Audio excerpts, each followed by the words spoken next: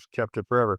Well, since then at least, is you should be breathing through your nose 24/7 unless you are training intensely, talking or eating. And so unless you are talking, eating, or having a hard workout, you would never want to breathe through your mouth. You'd only breathe through your mouth in those three circumstances. Outside of that, you'd be breathing through your nose. For people who are listening, like if you take a deep breath through your mouth, you feel your upper chest rise, you feel your shoulders and your neck rise when you breathe into your mouth like that. When you breathe into your nose, you feel more of a lower maximal, movement. That's like a mechanical movement. And the way that nature set us up like that is that all your blood and oxygen sits at the bottom of the lungs. You also activate the diaphragm when you nasal breathe.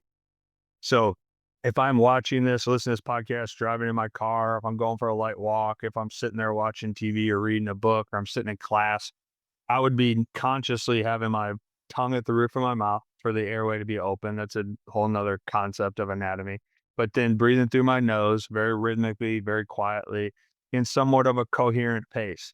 If you breathe really quietly through your nose, your nervous system's not getting strung out. If I'm sitting there mouth breathing when I'm not supposed to be mouth breathing, the wind chime's going crazy. And so I think just conceptualizing that becomes really, really important. And you should, if it, that will bring your heart rate down and calm you, but more than anything, it'll put your mind on your breathing.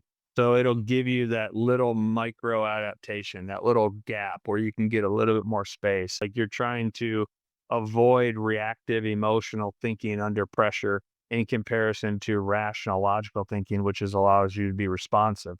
And so when you find yourself, maybe my body feels I'm out of alignment and I feel anxious, or my mind feels like it's spiraling. Okay, well, the breathing can bring me back in so I can get that space again.